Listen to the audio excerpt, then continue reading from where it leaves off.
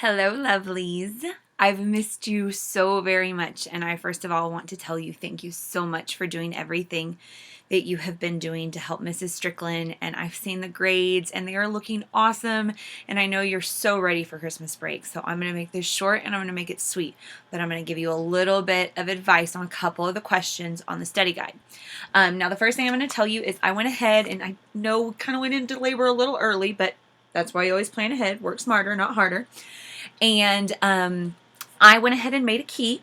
So this is going to be with Mrs. Strickland this week, and also I'm going to upload it the night before finals start so you can all check your work and make sure that your answers are correct.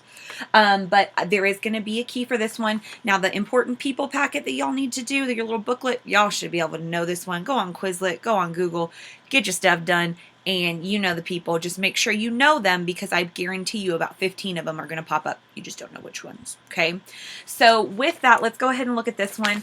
The first thing I'm going to tell you to look at is number 1, the chronology and the land acquisitions. Remember, acquisitions means to acquire, okay? So the first thing I have is the 13 colonies. That's the French and Indian War. You, of course, have Britain taking a hold of that. You know that all that land comes, and, you know, with land comes responsibility. So that's going to get into a little bit. Then you have Florida. We acquired that from the Spanish. The Louisiana Purchase, Jefferson, Napoleon, French, 15 million, best thing we've ever done. Then you want to make sure that you still know about the Oregon Territory, the Mexican secession after the Mexican-American War, the Gadsden Purchase, remember that little itty-bitty thing that we bought for railroads? That's an important one. Alaska, and then, of course, as I was leaving the classroom, y'all learned about imperialism. Don't forget about Guam, Puerto Rico, and the Philippines, and some other places, Hawaii, okay?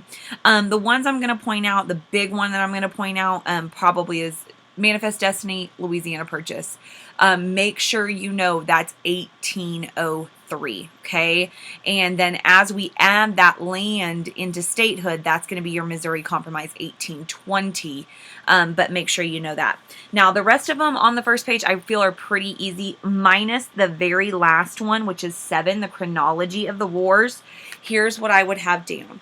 I would, and you'll see it on my key, but I would definitely make sure I know, and don't forget about the French and Indian War, 1763, the American Revolution, War of 1812, Civil War, Spanish-American. Now, as far as the important battles, remember, what I always want you to know is I want you to know what started this shindig, what was the turning point, and what ended it, okay? And I have those down here, but with that, make sure you know those. Now, some of them, you only have one war, like Spanish-American, Battle of San Juan Hill, Rough Riders. It was a 6-month war. It was like a little fart of a war. It was over before anybody knew what happened.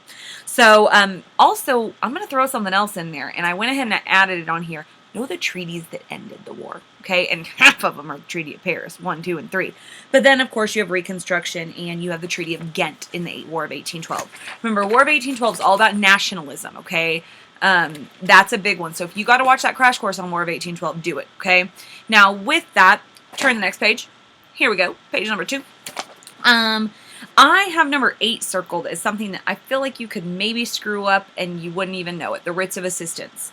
Remember, these are unlimited search warrants that the British passed. Remember that time of salutary neglect? Say it with me. Salutary neglect. You've missed me, haven't you? It's okay.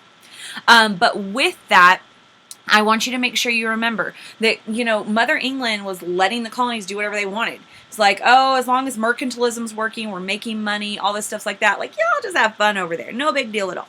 Okay? But then all of a sudden, when the French and Indian War started costing money, Great Britain went into debt, they had to send redcoats over, all of a sudden taxes had to go up, and all of a sudden that smuggling that the colonists were totally used to, not so much. So the writs of assistance are passed, unlimited search warrants. Now, we didn't like that. Obviously, we gotten used to doing what we want. Okay? So with that, when we write the Bill of Rights, the 4th Amendment, say it what?